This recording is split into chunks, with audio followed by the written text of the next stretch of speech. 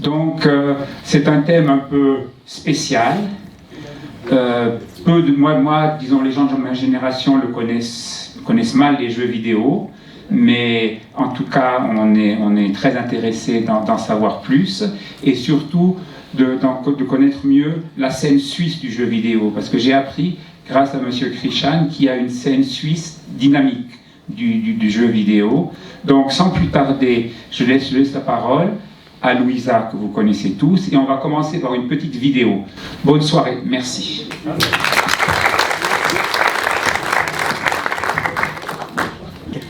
Allez-y, c'est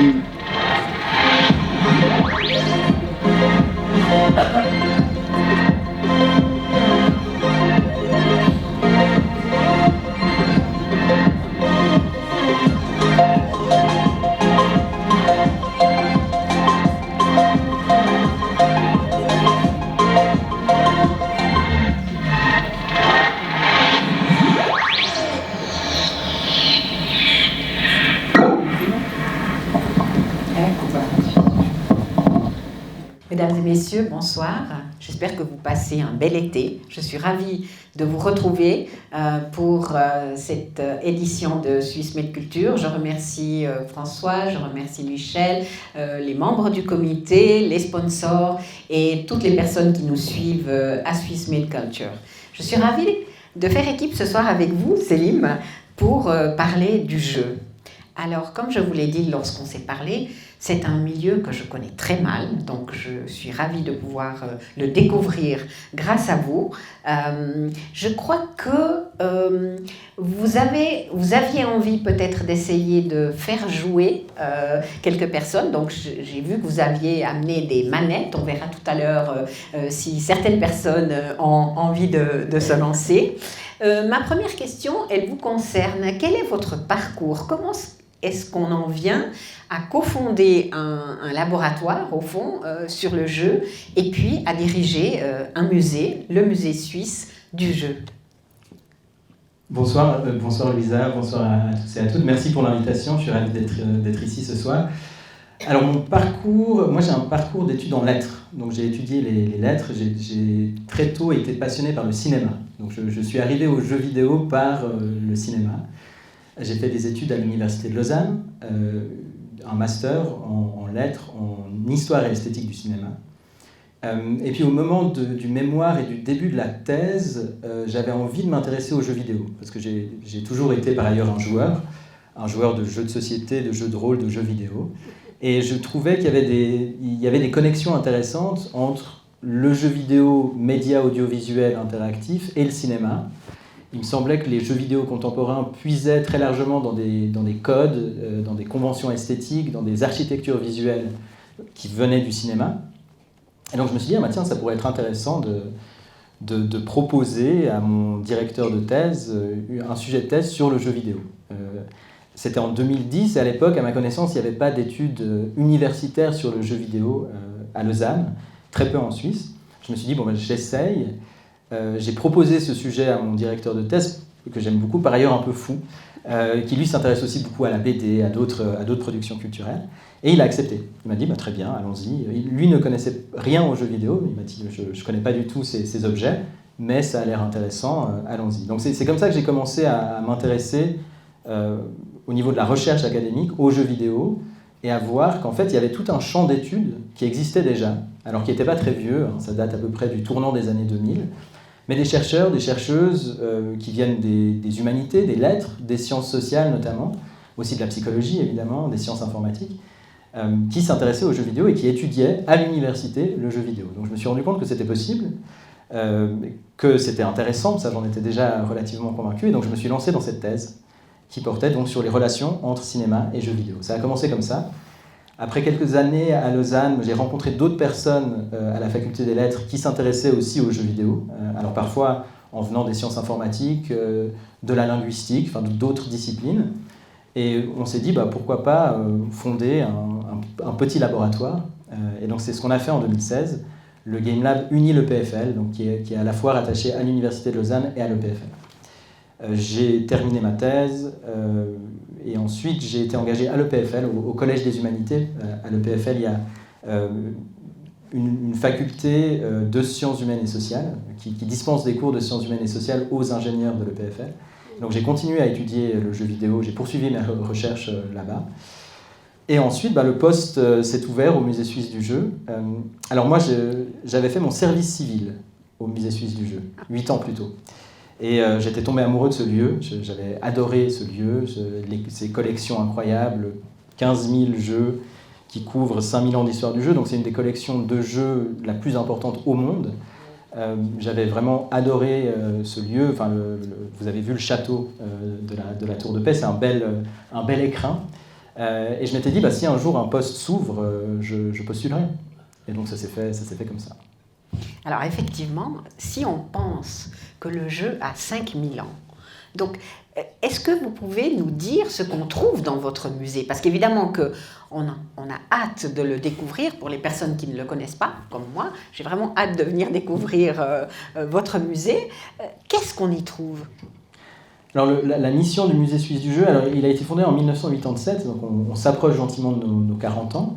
La mission du musée, c'est de préserver le patrimoine ludique mondial. Donc au fil des années, le musée a constitué une collection, aujourd'hui qui compte plus de 15 000 pièces, pour documenter l'histoire du jeu. Ce qui est fantastique avec le jeu, c'est que c'est une constante anthropologique, c'est une activité humaine qui a accompagné l'humain depuis les tout débuts, vraisemblablement. Et donc on en trouve des traces dans toutes les cultures, dans toutes les civilisations, dans tous les pays. C'est par ailleurs des objets qui ont beaucoup voyagé, les jeux de cartes qui sont issus des dominos chinois qui ont été transportés en Europe à travers des voies commerciales et ensuite au Japon par les Portugais. C'est des histoires aussi de voyage et c'est une histoire mondiale, le jeu. Donc ce qu'on présente dans notre musée, c'est cette histoire du jeu, cette histoire mondiale du jeu, à travers une exposition permanente, donc sur un des étages du musée. Une exposition permanente qu'on est en train de totalement refaire. Donc vous pourrez venir à partir de début septembre découvrir notre nouvelle exposition permanente qui présente cette histoire de plus de 5000 ans. Et ensuite, on a chaque année une exposition temporaire d'envergure au musée. Donc on a commencé cette année avec de la case au pixel, François en a parlé, qui est une exposition qui retrace les liens qui existent entre la longue histoire du jeu et les jeux contemporains. Donc là, c'est l'exposition que vous pouvez encore découvrir cette année. C'était une idée que j'avais en tête depuis longtemps, c'est une exposition que j'avais envie de faire. On a souvent cette idée d'une distinction nette entre jeux vidéo et jeux historiques ou jeux traditionnels. Il y aurait les jeux vidéo, c'est du numérique, c'est sur des écrans. Ça fait un peu peur, on en parlera peut-être. C'est associé à tout un ensemble de peurs. Quand on ne connaît pas ces objets, c'est légitime. Donc voilà, on associe ça au numérique, à l'informatique, aux écrans. Et puis il y aurait les jeux traditionnels, les jeux de cartes, les jeux de plateau. Et on les voit souvent comme deux ensembles qui seraient totalement étanches, très différents. Et dans cette exposition, ce qu'on essaie de montrer, c'est qu'en fait, il y a tout un tas de continuités entre les jeux historiques, parfois des jeux très anciens, des jeux millénaires, et les jeux vidéo contemporains ou les jeux de société contemporains. C'est-à-dire que ces jeux contemporains, les jeux vidéo vont puiser dans des codes, dans des traditions, dans ce qu'on appelle des mécaniques de jeu, donc des grammaires d'action qui sont disponibles pour les joueurs-joueuses, et que ces liens, ils sont là. Donc c'est ça qu'on appelle une archéologie du jeu vidéo, parce qu'on va en fait, on reconstruit une sorte de préhistoire du jeu vidéo. On pourrait dire que le jeu vidéo a 5000 ans, ce serait un peu exagéré, provocateur, mais c'est un peu ça l'idée, de montrer qu'en fait, ces jeux ultra contemporains, ils s'inscrivent dans une histoire longue du jeu.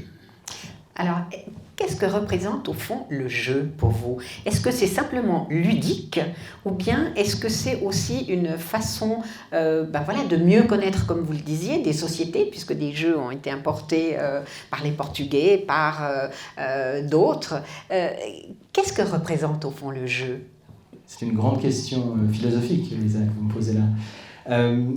Moi, je suis fasciné par le jeu, et je pense que je suis en partie fasciné par le jeu parce que j'arrive pas totalement à cerner précisément ce que ça représente. Pour moi, il y a quelque chose d'un peu extraordinaire, d'un peu magique, dans ce régime d'expérience qui nous détache de notre quotidien, qui nous détache des règles habituelles de notre société.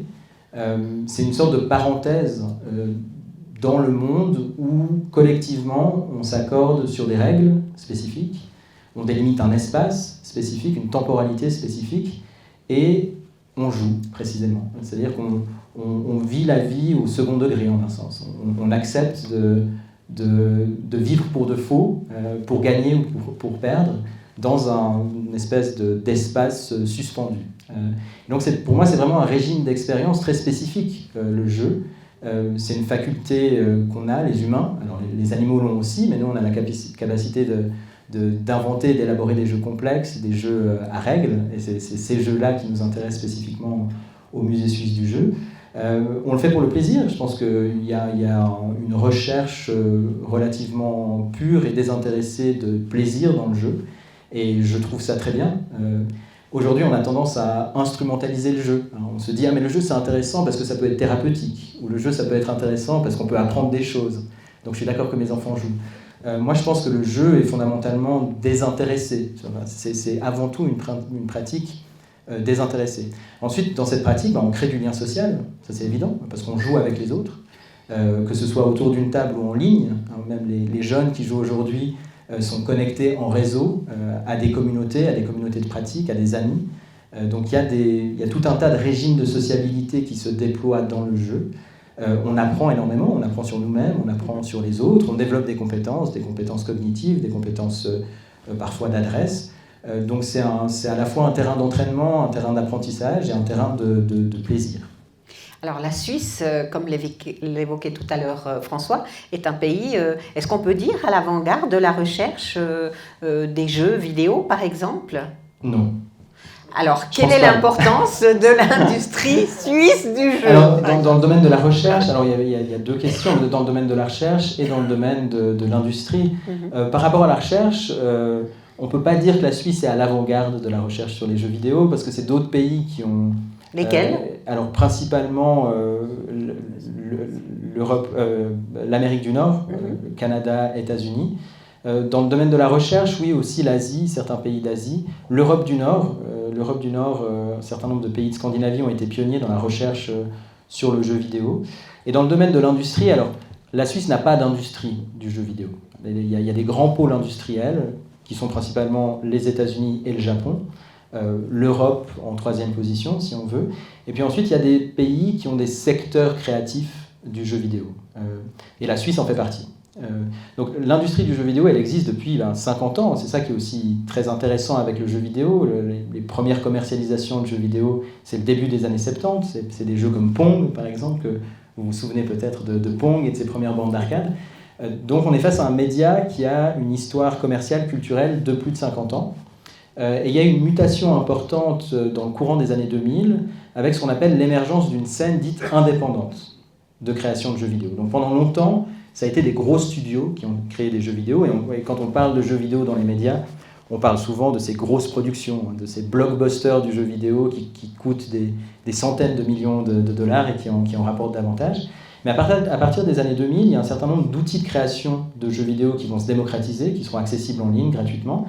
Et vous avez plein de petites équipes, alors parfois des personnes seules, ou alors des équipes de 3, 4, 5 personnes, qui vont commencer à créer des jeux vidéo et qui vont fonder des petits studios, parfois des petites entreprises pour créer des jeux vidéo. Et c'est ça qu'on observe en Suisse à partir des années 2000-2010, c'est l'émergence d'une scène créative qui est très majoritairement faite de petits studios qui comptent moins de 10 employés. Donc c'est des petites structures qui développent des jeux. Alors parfois des jeux de commande par des entreprises, ce qu'on appelle des jeux sérieux. Donc pour vivre, ils vont faire un petit jeu pour la Migros par exemple, ou un petit jeu. Et puis à côté de ça, ils font des jeux commerciaux qui vont distribuer sur des plateformes de vente et d'achat, puisqu'aujourd'hui, ces objets culturels, ils vont être achetés et vendus principalement sur des magasins en ligne. Donc on s'éloigne un peu de la logique des boîtes qu'on achète ou des cartouches qu'on achetait à l'époque dans des boîtes, dans des magasins spécialisés. La grande majorité des jeux sont vendus sur des plateformes un peu comme Netflix, si vous voulez, mais de vente de jeux vidéo, qui sont tenus par des grands acteurs de l'industrie du jeu vidéo, majoritairement. Alors, il y a un mot que vous n'aimez pas, mais je vais l'évoquer, c'est la question de l'addiction à ces jeux vidéo. Pourquoi est-ce que ce mot addiction, au fond, ne correspond pas à la réalité, à votre avis ? Alors, moi je ne suis pas, peut-être que je dois le préciser, je ne suis pas psychologue. Donc je ne suis pas spécialiste des questions cliniques, de comportement liés à ces objets ou des troubles liés à la consommation des écrans. Ce n'est pas du tout ma formation. Moi, j'envisage ces objets en tant que chercheur en lettres, donc comme un champ de pratique culturelle. C'est là que sont mes compétences. pour le préciser, hein. C'est-à-dire je ne suis pas un expert ou un psychologue. Mais je m'intéresse évidemment aux travaux des psychologues qui travaillent sur les jeux vidéo. Et c'est vrai que la plupart des psychologues n'utilisent pas le terme d'addiction pour parler de jeux vidéo, pour la simple et bonne raison qu'on n'est pas face à une substance addictive au même titre que l'héroïne ou que la nicotine. Donc il y a quelque chose d'un peu trompeur à mon sens, et là je suis d'accord avec les psychologues qui s'intéressent à ces jeux, sur le fait que ce terme d'addiction, il masque plus le problème ou les questions qui se posent, plus qu'il ne résout quoi que ce soit. Je pense effectivement qu'il y a des comportements problématiques ou des comportements à risque liés à une consommation excessive de jeux vidéo ou d'écran de manière générale, ou de médias sociaux. Donc ça c'est une réalité, mais ce que nous montrent les chiffres, c'est qu'en fait elles touchent une infime minorité des personnes qui jouent aux jeux vidéo. On compte aujourd'hui des joueurs, joueuses de jeux vidéo par centaines de millions à travers la planète. Donc s'il y avait un risque addictif fort, je pense que les dégâts seraient beaucoup plus considérables et visibles. Donc en fait, ces troubles, ils touchent vraiment une part infime des personnes qui jouent. Et encore une fois, ce que montrent les études psychologiques, c'est que la pratique excessive de jeux vidéo ou de consommation d'écran n'est jamais la cause du problème, mais un symptôme de troubles psychologiques antérieurs ou qui sont là par ailleurs chez les personnes concernées. Donc c'est bien davantage un symptôme, vraisemblablement, qu'une cause en soi d'un trouble. Mais par rapport aux enfants, par exemple, est-ce qu'il n'y a pas un risque de plus en plus grand de les voir devant des manettes pendant des heures et des heures? Et surtout, la nuit aussi, c'est très difficile de dire à des jeunes, maintenant vous arrêtez de jouer, c'est l'heure de dormir et pas simplement de continuer de faire des parties. Donc, comment est-ce que vous l'envisagez? Vous-même, vous avez des enfants? J'ai des enfants, oui. Ils sont là, je les ai fait jouer tout à l'heure et je les utilise aussi dans les vidéos promotionnelles du musée, vous l'avez peut-être vu. Oui, non, alors tout à fait. Il y a un enjeu social, il y a un enjeu de législation aussi, évident, autour de ces pratiques. Il y a des normes qui existent, hein, comme pour le cinéma, les normes PEGI, qui sont des normes européennes sur l'âge minimum, l'âge légal pour jouer à tel ou tel jeu. Donc c'est une vraie question de société, et c'est aussi une question qui engage la responsabilité des parents. Ce dont on ne parle pas forcément quand on parle de jeux vidéo. C'est-à-dire qu'on parle souvent on voit le mal dans ces objets en tant que tels, mais on parle plus rarement de notre responsabilité en tant qu'individu et en tant que parent.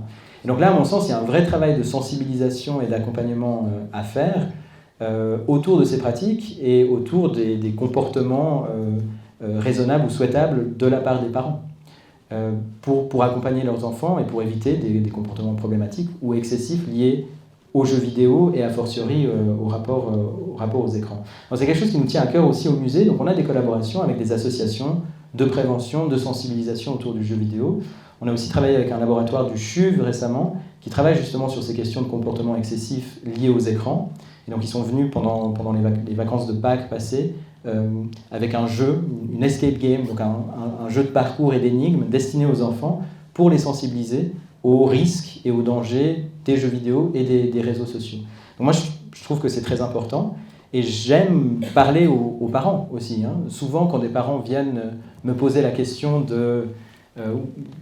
du comportement de leurs enfants vis-à-vis des jeux vidéo, je leur demande, mais est-ce que vous savez à quoi ils jouent? Est-ce que vous savez ce que font vos enfants concrètement? Ils jouent à quel jeu? Et souvent, non, ils ne savent pas, ou ils savent que très, très, très vaguement. Je leur demande s'ils ont déjà joué avec leurs enfants. Est-ce que vous les avez accompagnés dans cette pratique? Est-ce que vous êtes intéressé à ce qu'ils faisaient?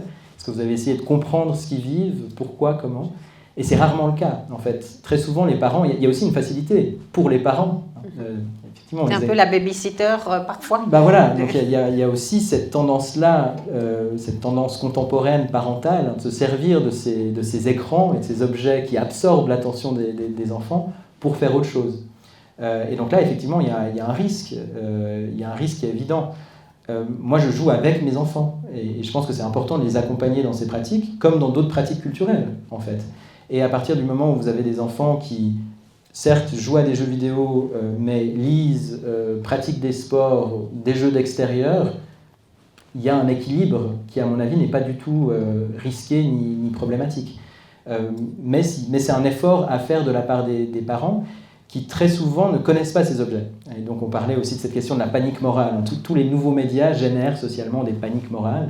le jeu vidéo a provoqué une panique morale dans les années 80-90. On l'a souvent pensé et cadré à partir des entrées de l'addiction et de la violence. Très, très souvent, c'est ces thématiques qui rejaillissent quand on parle de jeux vidéo. C'est en fait pas du tout spécifique aux jeux vidéo.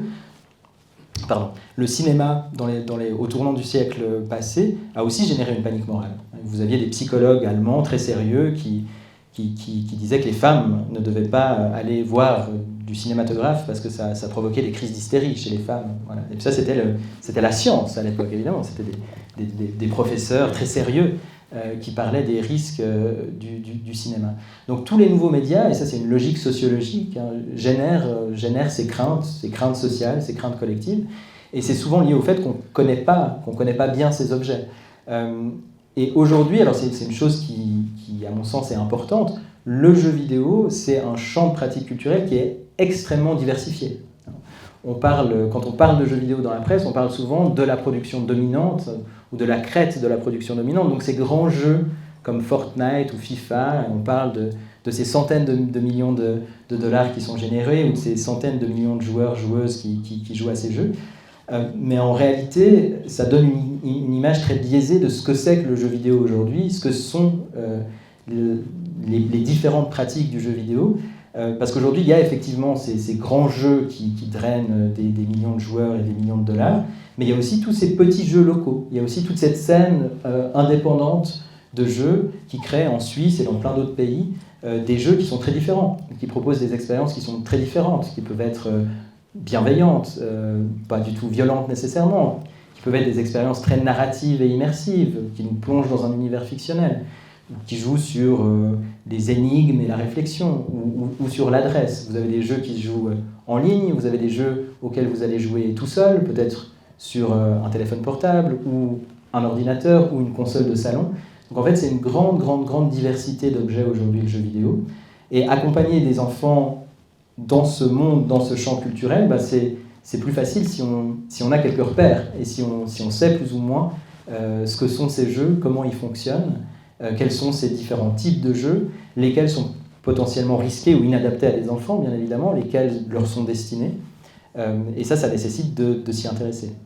Mais il y a aussi une question par rapport à la violence que vous évoquiez, parce que de plus en plus de jeux vidéo, et pas seulement de jeux vidéo, mais de films aussi, de séries télévisées, véhiculent de plus en plus de violence. Est-ce qu'il n'y a pas un risque que des personnes, par exemple, qui sont très souvent devant leur écran, ne fassent plus la différence entre la violence virtuelle et la violence et la vie, je dirais, de tous les jours ?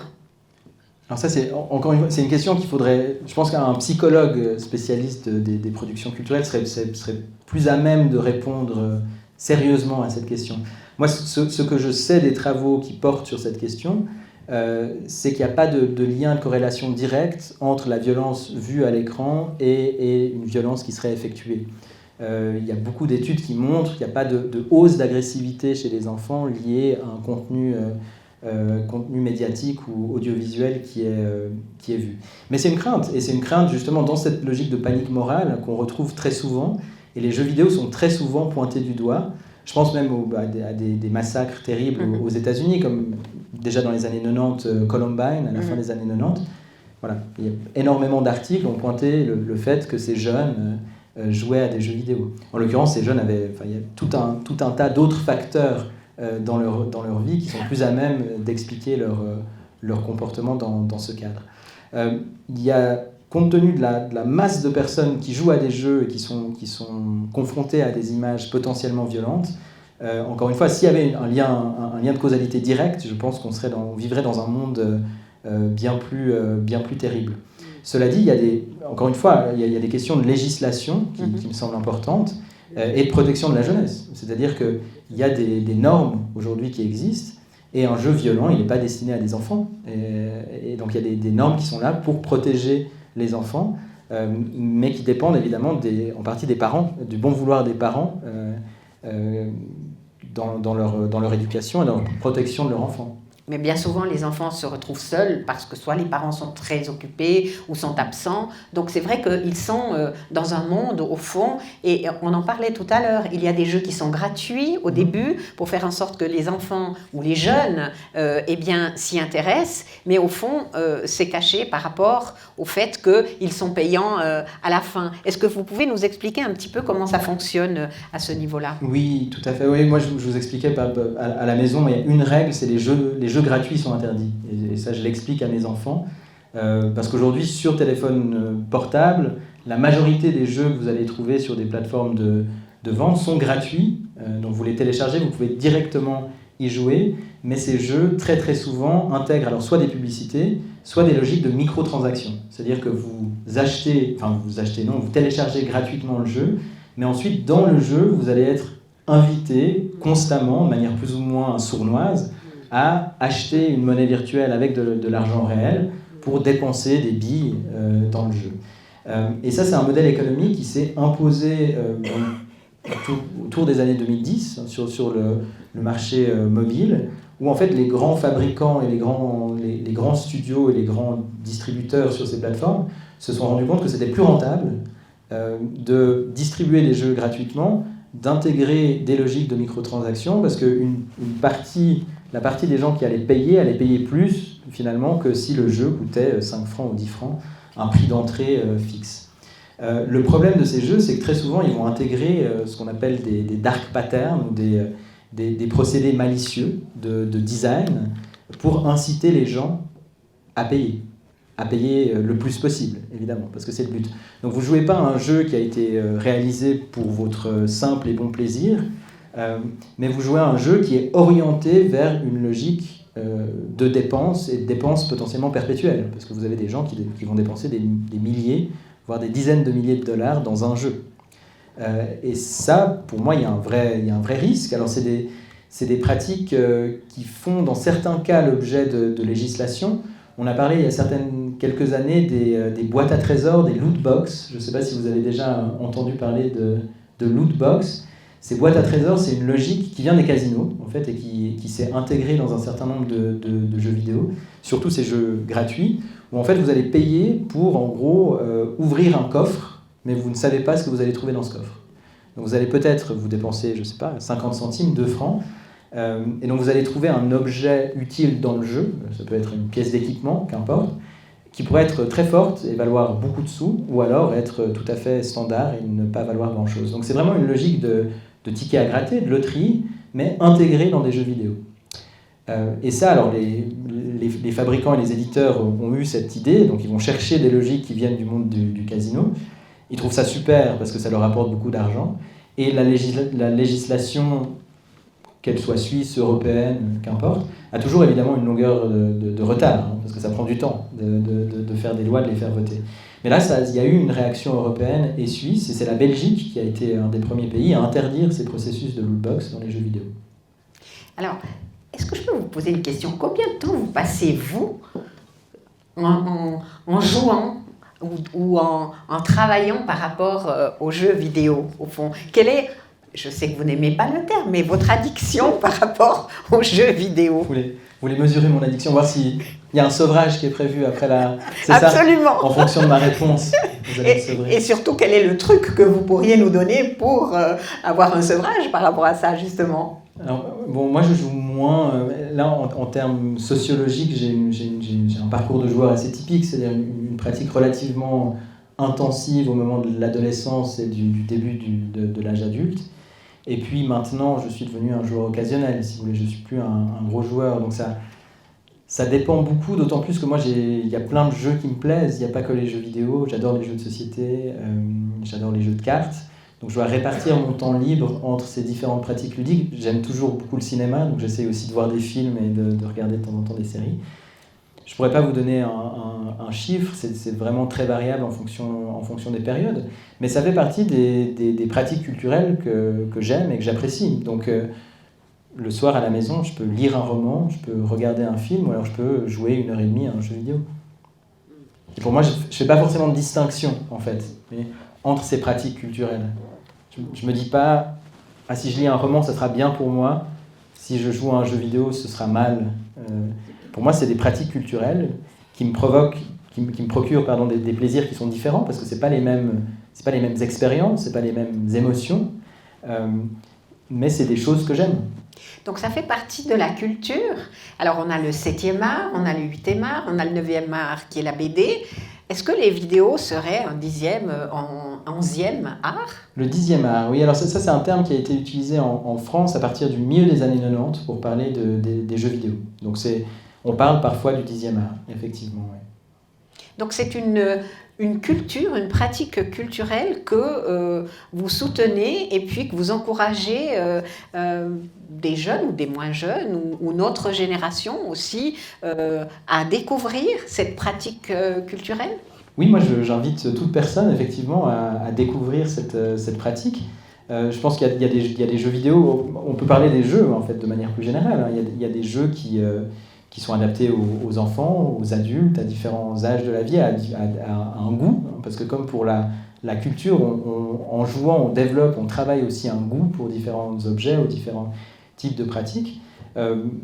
Moi, oui, j'invite volontiers chacun et chacune à s'essayer au jeu et à se prendre au jeu. Alors, est-ce que c'est aussi un domaine, au fond, où les jeunes pourraient trouver un travail, des débouchés, parce qu'aujourd'hui, le monde du travail étant ce qu'il est, c'est toujours beaucoup plus difficile, et on se dit, eh bien, au fond, dans quel domaine est-ce que les jeunes pourraient trouver du travail? Est-ce que, pour vous, les jeux vidéo peuvent être un débouché professionnel pour les jeunes? Oui, alors, ce qui est aussi intéressant dans cette forme culturelle, c'est qu'elle mélange plein de domaines. Il y a un domaine artistique dans les jeux vidéo et dans les studios de jeux vidéo. Vous avez des départements entiers d'art graphique, avec des gens qui ont une formation de dessinateurs, de graphistes, qui vont travailler dans le domaine du jeu vidéo. Vous avez des gens qui travaillent sur la conception du jeu, alors ce qu'on appelle le game design, la conception ludique.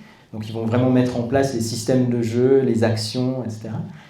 Et puis vous avez toute une dimension informatique qui est très importante. Donc, dans des studios de jeux vidéo, dans des équipes, vous avez des programmateurs, des programmatrices qui vont travailler sur le code informatique du jeu. Donc en fait, vous avez plein de compétences, plein de métiers du jeu vidéo.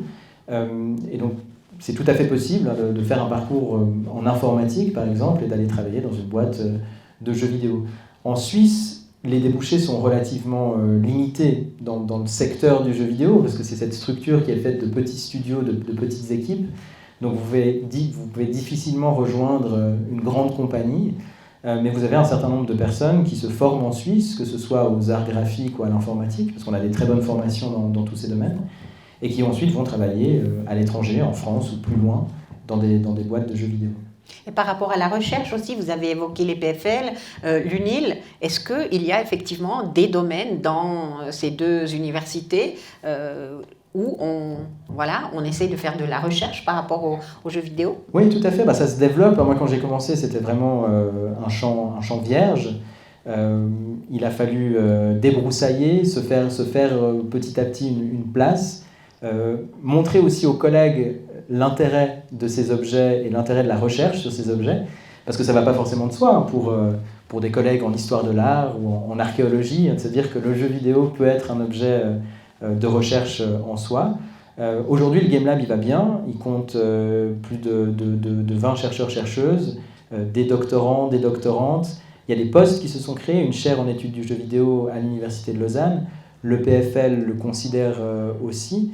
Donc il y a un processus d'institutionnalisation, de consolidation, si on veut, progressif, aussi dans le monde de la recherche. Et on observe aussi un processus de légitimation culturelle, un peu comme ce qu'a connu le cinéma dans l'après-guerre, pour aller vite. Le jeu vidéo le connaît depuis une quinzaine d'années, où de plus en plus l'image sociale du jeu vidéo change, où de plus en plus on voit son intérêt culturel, voire artistique. Et aujourd'hui, vous avez des soutiens, en Suisse notamment, Pro Helvetia, depuis 2012, donc ça fait un petit moment, a une bourse de soutien à la création du jeu vidéo. Donc vous avez des soutiens comme ça qui sont organisés en Suisse.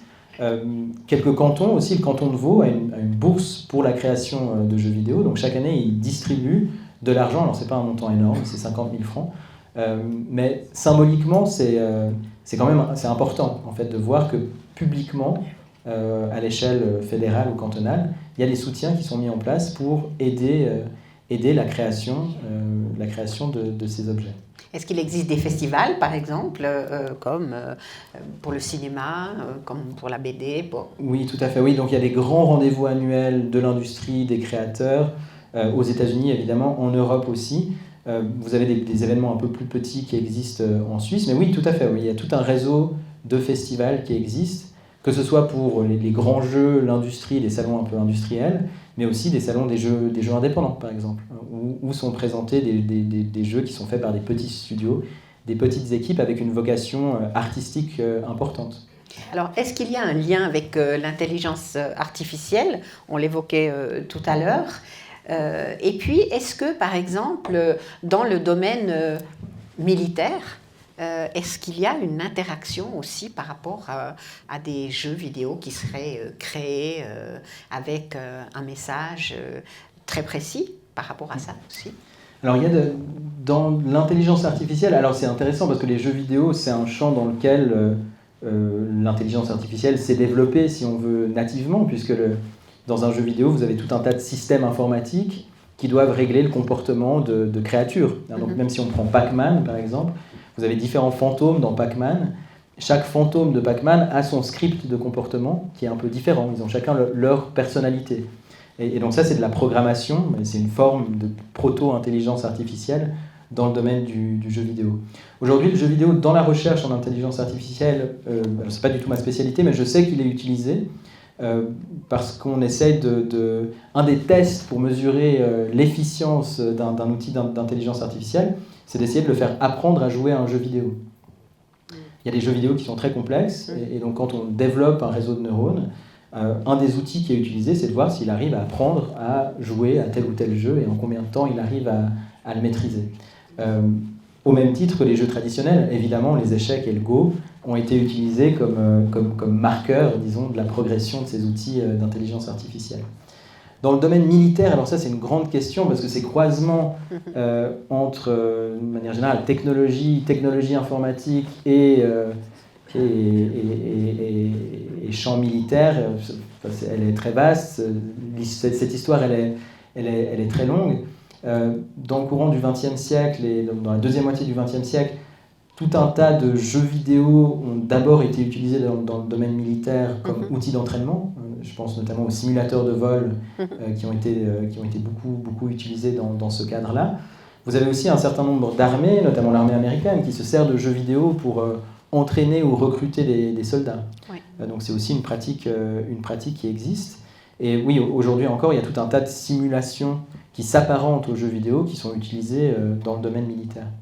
Parce que je me souviens qu'à un moment donné, un des pilotes qui devait lâcher des bombes, je crois que c'était à l'époque de la guerre en Irak, disait, mais effectivement, il ressentait comme s'il jouait un jeu vidéo, alors que, voilà, il pressait un bouton et puis il avait des cibles et des personnes mouraient, et il disait, voilà, je ressens la même sensation que si je jouais à un jeu vidéo. Et c'est là que la violence, comme on l'évoquait tout à l'heure, entre en jeu, c'est de dire, mais il n'y a pas que le virtuel, malheureusement, parfois, comme vous dites, elles sont utilisées, ces pratiques, par des armées, et ce n'est pas un jeu. Donc, c'est vrai que c'est intéressant de sensibiliser aussi par rapport à ces pratiques.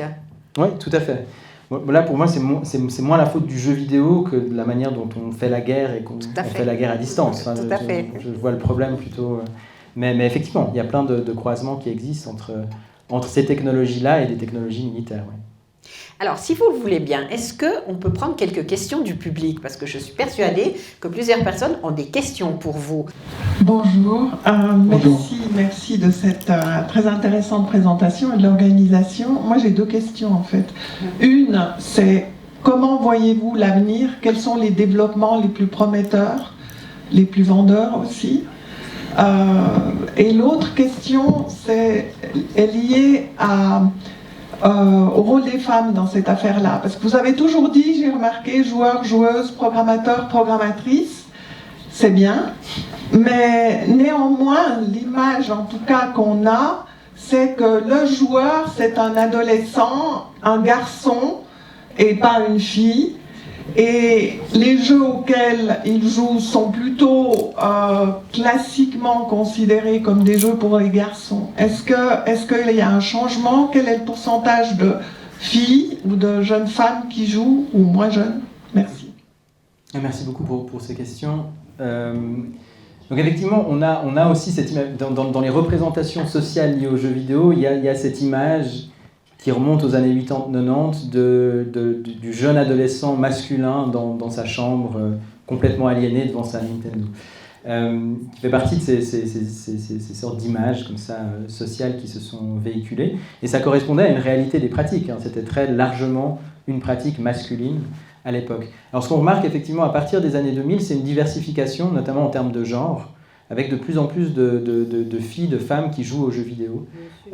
Chez les jeunes, dans des études récentes, on est quasiment à 50-50, ou deux tiers, un tiers, sur les tranches d'âge adulte, parce qu'il y a aussi de plus en plus d'adultes qui jouent aux jeux vidéo. Donc il y a effectivement une évolution, même s'il y a toujours des logiques genrées dans les choix et les goûts et les préférences de jeux, où les jeux de tir en vue subjective violents sont très majoritairement joués par des garçons et non pas par des filles. On parlait de FIFA, des jeux de foot. Si vous regardez les communautés de pratique autour de FIFA, c'est très majoritairement des garçons.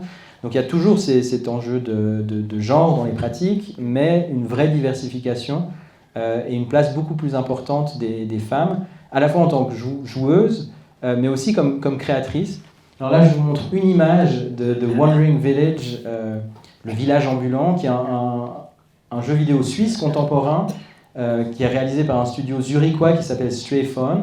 Et ce studio, il a été fondé par une femme, game designeuse, qui s'appelle Philomena Schwab, et qui est créatrice de jeux vidéo. Et même au sein de l'industrie du jeu vidéo, on voit de plus en plus de femmes créatrices, développeuses, dans des postes clés au sein de l'industrie du jeu vidéo, même si on n'est pas au stade de la parité. Mais il y a une évolution qui est notable, et tout un ensemble aussi d'initiatives qui sont faites pour visibiliser la présence des femmes au sein de cette industrie. Je pense que vous n'avez pas quand même développé le fait que ce n'est pas seulement un danger potentiel, mais qu'il y a quand même, je crois, à vous de dire, il y a quand même des études qui disent que ceux qui font des jeux vidéo, les enfants, certains, ça développe énormément l'agilité d'esprit, etc., etc. Il y a beaucoup d'études qui disent ça aussi. Hein, parce qu'on a beaucoup souligné le côté négatif, mais moi j'ai lu beaucoup de choses positives. Donc, à part ça, je voulais dire que, bon, dans mon éducation extrêmement sévère, de celle que nous avons reçue dans les années 60, 50, on nous a appris, l'idée c'était que jouer était une perte de temps. Et donc malheureusement, je n'ai pas, loin d'être passible d'addiction, je n'ai pas pu vraiment apprécier des jeux, et notamment les jeux vidéo qui m'intéressaient beaucoup, et je suivais mon petit-fils qui jouait aux jeux vidéo, et j'aurais voulu rester avec lui, mais après 10 minutes, j'admirais énormément, mais après ça m'ennuie. Okay. Mais quand même, c'est que j'ai pu voir que c'est un monde à part qui a développé, c'est ça qui m'intéressait, que vous donnez une réponse à ça, qui a développé sa propre éthique, sa propre morale. Donc ce n'est pas que de la violence, il y a tout un système éthique et moral qui est parallèle pratiquement à notre monde. Donc voilà, je voulais savoir si... Et pas nécessairement, pas négatif, il y a des éthiques héroïques, d'héroïsme, de pouvoir, bien sûr, enfin tous ces thèmes-là. Et donc, je voulais avoir votre oui, merci. C'est intéressant cette idée qu'il y aurait une éthique ou une morale issue de ces pratiques. Moi j'ai le sentiment que, voilà, aujourd'hui on est dans un contexte d'industrie culturelle. On parle souvent des industries culturelles à partir du début du XXe siècle. Moi j'ai le sentiment qu'il y a beaucoup de circulation, finalement. Si on parle d'éthique ou de morale, ou peut-être aussi d'idéologie en un sens, il y a beaucoup de circulation entre le cinéma, la BD, les jeux vidéo. Et donc j'ai le sentiment que dans plein de cas et de jeux, le jeu vidéo va puiser dans des répertoires éthiques, moraux, idéologiques existants. Cela dit comme ça, c'est peut-être trop rapide, mais si vous regardez les grands jeux, les grands blockbusters américains, par exemple, vous parlez d'héroïsme, oui, c'est ces figures de masculinité hégémonique, le héros musclé qui va sauver la princesse. Bon, c'est pas le jeu vidéo qui invente ça, hein. C'est des codes socioculturels très établis. Donc là, j'aurais plutôt tendance à dire qu'en termes de morale, le jeu vidéo, il va puiser les plus gros vecteurs idéologiques qui circulent dans notre société. Après, ce qui est intéressant, c'est que, cela dit, mais comme dans le cinéma, vous avez le dernier blockbuster Marvel, et puis vous avez Godard, et puis vous avez du cinéma documentaire africain, donc vous avez cette diversité, en fait. Et le jeu vidéo, c'est la même chose. Donc effectivement, peut-être que dans cette scène indépendante de jeux vidéo, The Wandering Village en est un exemple, Nocturnal, qui est un jeu d'un studio lausannois qui est paru l'année passée, en est un autre, très, très joli en termes de propositions graphiques. Je dirais que peut-être que dans cette scène-là de création indépendante, où c'est des petits studios qui travaillent avec une vocation artistique, il y a peut-être une morale plus nette et plus spécifique, et peut-être singulièrement vidéoludique. Voilà, dans certains de ces jeux qui sont engagés, vous avez aussi aujourd'hui beaucoup de jeux vidéo qui parlent d'enjeux de société contemporains, de crise climatique par exemple, et qui en parlent peut-être un peu différemment là, du cinéma par exemple. Il y a tout un pan de jeux vidéo qu'on appelle les wholesome games, donc les jeux bienveillants, où donc c'est encore une fois des petits jeux produits par des petites équipes et des petits studios, où le but c'est de créer une expérience bienveillante pour la personne qui va jouer. Wholesome game, il n'y a pas vraiment d'équivalent au cinéma. Là, il y a peut-être quelque chose de spécifiquement vidéoludique, mais que je verrais plutôt dans ces petites productions, plus artisanales, plus que dans la grosse production industrielle. Merci pour cette présentation. Alors, deux questions aussi. Pendant la période de Covid, il y a eu un essor formidable de tous les jeux vidéo. Est-ce que vous pensez que cette lancée va continuer, ou on va oublier un petit peu ce genre, ou se divertir autrement? Ça, c'est une. Une autre question, il faudrait que je visite votre musée. Volontiers. Parce qu'il y a des jeux que moi j'aimais beaucoup, il n'y a pas longtemps, et qu'on n'en trouve plus. Un Pokémon, vous connaissez le Pokémon? Bon, alors Pokémon, on ne voit plus de Pokémon. La boule qui descend et qui remonte comme ça, qu'il faut empêcher de tomber par terre. Vous savez, dans les petits iPhones, un casse-brique. Oui, une brique en bas qui empêche la boule de descendre. Voilà. Bon, maintenant, ça, c'est un jeu très sympathique. 10 minutes et c'est fini. Donc, il n'y a pas d'addiction non plus. Donc, la question est, où sont ces jeux aujourd'hui? Et peut-être une autre question qui me vient à l'esprit, c'est-à-dire que quelle est la genèse de cette... j'ai l'ami d'une de mes filles aux États-Unis, mais qui crée des jeux vidéo. Alors il crée, mais il ne commercialise pas. Alors il crée un jeu vidéo. Le type a un appartement à Midtown Manhattan, un plus petit manoir au upstate New York, et tout ça, c'est jeux vidéo. Mais c'est-à-dire, est-ce qu'il y a encore des gens qui font, à travers des softwares, ils arrivent à faire de l'argent, ou c'est seulement les producteurs et les commercialistes qui sont actifs? Quel est l'écosystème de... Mais là, peut-être par rapport à la dernière question, cette personne dans votre famille, vous dites, elle crée, est-ce qu'elle en crée ou elle les vend? Elle écrit des softwares pour un jeu, et puis il le vend. Il ne commercialise pas, il n'y a pas une activité commerciale. Oui, tout à fait.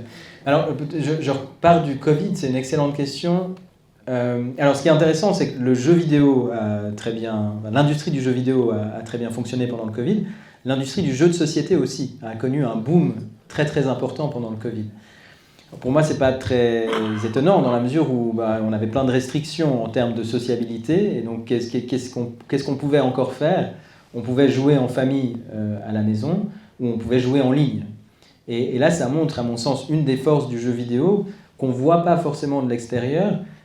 C'est que même si on n'est pas en face à face autour d'une table ou sur le même canapé, les jeux vidéo, souvent en ligne, ça crée des liens. Parce qu'on discute avec des gens. Souvent, si vous jouez à des jeux, vous intégrez une communauté, vous avez des plateformes, vous allez discuter en ligne avec ces personnes, vous allez leur écrire. Donc, il y a un lien, même s'il est à distance, s'il est numérique, il y a du lien. Et je pense que le jeu vidéo a, dans une période de crise très importante comme celle du Covid, elle nous a permis à un certain nombre de personnes de maintenir un lien d'une certaine manière, au même titre que le jeu de société. Alors le jeu de société, ça a vraiment fait un pic, et puis ensuite c'est redescendu assez violemment. Le jeu vidéo, ça a été moins abrupt. À ma connaissance, l'industrie du jeu vidéo, aujourd'hui, elle est relativement stable et établie. Je vois mal un énorme crash arriver. C'est une industrie culturelle très bien établie, qui a 50 ans d'histoire derrière elle, qui est tenue par des grands acteurs industriels, européens, américains, japonais. Donc il n'y a pas eu de forte récession vidéoludique suite au Covid. L'industrie se porte plutôt bien, même s'il y a des mutations technologiques en cours, des questions qui se posent notamment autour des consoles et des prochaines générations de consoles. L'industrie du jeu vidéo, elle est là. La deuxième question, c'était... Excusez-moi. Les jeux qui ont disparu. Les jeux qui ont disparu. Les casse-briques. Donc là, vous parlez de jeux vidéo. Alors, on n'en a pas parlé, mais un des grands enjeux de la recherche... moi, je m'intéresse à l'histoire du jeu vidéo. Et un des enjeux, c'est de savoir comment on va préserver ces dispositifs. Et là, c'est très compliqué. Parce qu'on est face à des dispositifs informatiques. Donc déjà se pose la question de qu'est-ce qu'on conserve. Est-ce qu'on conserve la cartouche? Est-ce qu'on conserve le code informatique sur un serveur? Est-ce qu'on conserve tous les objets qui ont accompagné ces jeux? Et comment on les conserve? Parce que c'est des objets qui sont programmés pour disparaître. C'est-à-dire qu'un support optique, c'est 50 ans de durée de vie. Vous pouvez mettre des données sur un serveur, mais votre serveur, il va pas durer 100 ans. Donc il y a tout un tas de défis techniques autour de la préservation et de la conservation de ces objets. Et alors aujourd'hui, c'est tout un champ, là encore une fois, dans la recherche sur le jeu vidéo. Vous avez plein de chercheurs, chercheuses qui s'intéressent à cette question. Vous avez des initiatives, des archives du jeu vidéo qui apparaissent à droite, à gauche, et plein de gens qui se soucient de la manière dont on va préserver ces objets. Alors nous, au Musée suisse du jeu, c'est récent, c'est nouveau. Moi, je suis arrivé il y a une année et demie à peine. Le jeu vidéo ne faisait pas partie des axes stratégiques du musée, mais à présent, c'est un des objectifs, c'est de participer à cet effort de préservation des jeux vidéo, à la fois à travers une archive physique, donc conserver matériellement des objets, et aussi numérique. C'est-à-dire que pour préserver ces objets numériques, il faut aussi des machines, des serveurs, et extraire le code informatique de ces objets ou de ces cartouches pour les préserver sur la durée. Par rapport au fonctionnement de l'industrie, aujourd'hui, il y a une logique, il y a des studios, donc il y a des studios qui vont créer des jeux. Vous avez des éditeurs, c'est assez proche d'autres domaines de production culturelle. Vous avez des éditeurs qui vont éditer le jeu et s'assurer qu'il soit vu et vendu sur les plateformes. Et puis vous avez les distributeurs. Et là, les distributeurs, étant donné qu'on est principalement sur des plateformes en ligne, c'est une sorte de marché oligopolistique où vous avez 3-4 acteurs industriels dans le monde qui tiennent la distribution de jeux vidéo. Vous avez Nintendo, vous avez Valve, vous avez Microsoft évidemment, Sony, vous avez quelques gros acteurs industriels par lesquels 90 à 95% des flux de distribution de l'industrie passent. Et un peu comme partout, les distributeurs, ils se prennent une très jolie part du gâteau, les éditeurs aussi, et puis la part la plus faible revient aux créateurs. Est-ce que les vieilles CBS, les vieilles Nintendo de nos enfants, que l'on garde précieusement en haut du grenier, tout à fait dans un coin avec leurs jeux. Si on les regarde, il n'y a plus rien dedans. Non, alors déjà, j'en profite pour dire qu'on accepte les dons. N'hésitez pas, parce que ça risque de prendre la poussière chez vous. Non. Alors, tout dépend vraiment des dispositifs et typiquement les consoles Nintendo à cartouche. Alors, la première Nintendo relativement fragile, la Super Nintendo, si vous la rebranchez aujourd'hui, ou une Mega Drive du début des années 90, elle devrait fonctionner. On va essayer. Ouais, n'hésitez pas. La CBS. Alors ça, je sais pas. Mais il faut essayer. Vous pouvez nous les amener et puis on regarde ensemble. Merci beaucoup pour votre présentation. On sent bien la fascination face aux jeux qui vous habitent. J'avais une question sur l'aspect durable des jeux. On est passé de jeux carton, bois à des jeux plastiques. Maintenant, des jeux qui se jouent plutôt avec le cloud. Des gens qui jouaient à plusieurs jeux de la journée, qui jouent maintenant un seul jeu pendant des heures. Vous avez une notion sur la durabilité, l'impact carbone du jeu, et puis est-ce que ce sera un frein au futur? Ouais, merci beaucoup, c'est une super question. C'est un sujet qui me tient à cœur et ce sera une des thématiques qu'on abordera dans notre prochaine exposition l'année prochaine qui s'appelle Planète Jeux et qui va justement parler des interactions entre jeu et environnement et notamment des questions d'impact carbone, d'impact écologique, des pratiques ludiques et numériques. Il y a des études qui existent, alors c'est assez récent en fait, ça n'a pas intéressé beaucoup la recherche jusqu'à il y a quelques années, mais depuis quelques années on a des recherches sérieuses qui parlent de l'impact carbone des jeux et des pratiques numériques. Il y a aussi des lois et des législations qui sont gentiment en train de changer en Europe qui imposent aux fabricants d'être plus transparents sur les dépenses en énergie, notamment de leurs consoles, ce qui n'était pas du tout le cas avant. Alors c'est difficile de donner des chiffres comme ça. C'est vrai que une question que moi je me posais, c'était de savoir effectivement qu'est-ce qui est plus coûteux entre un support physique, je mets mon disque dans une console et je joue à un jeu, versus, comme vous le dites, le cloud, c'est-à-dire les données sont stockées en ligne. Aujourd'hui, quand vous achetez un jeu sur une plateforme de vente, vous allez télécharger un fichier potentiellement de 100-200 gigas. Donc il y a évidemment tout un flux de données très important qui consomme de l'énergie. Alors une étude récente que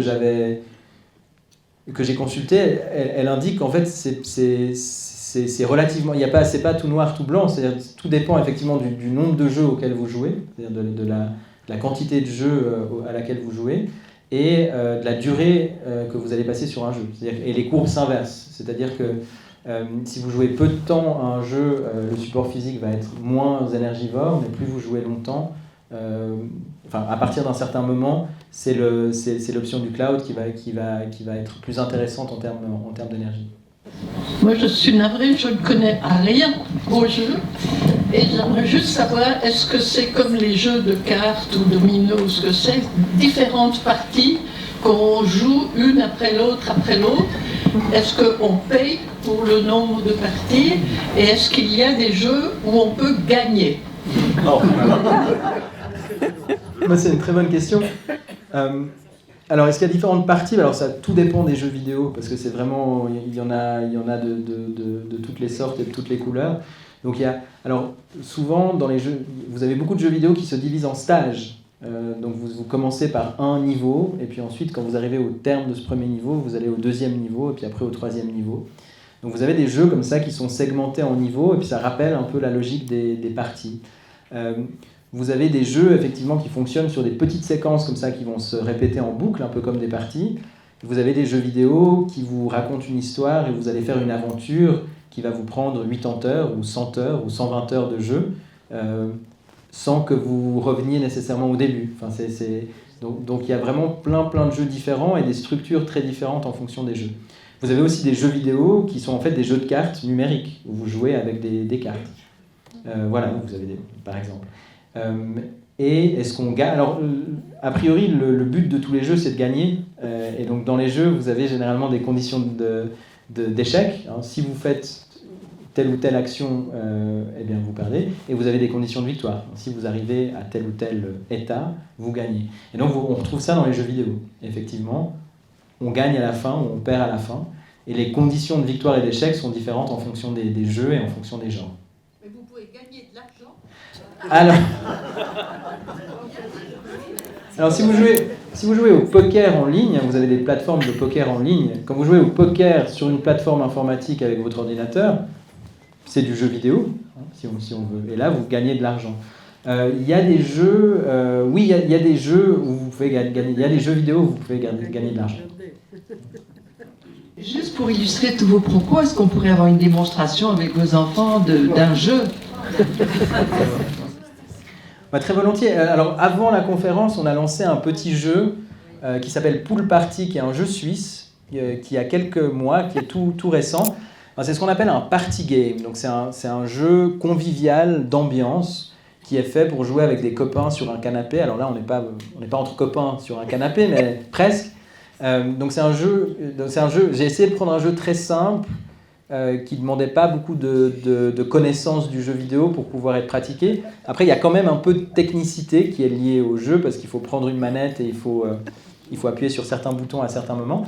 Mais on évoquait la possibilité avec Louisa de le relancer au terme de la conférence, pendant l'apéritif peut-être, pour que les personnes qui sont intéressées puissent l'essayer ou le voir. C'est un exemple, évidemment. Voilà, une ardoise avec votre nom gravé. Wow. Ouais, c'est pas un jeu vidéo, mais c'est du laser. Donc, magnifique. C'est pas loin. Merci infiniment. Merci beaucoup.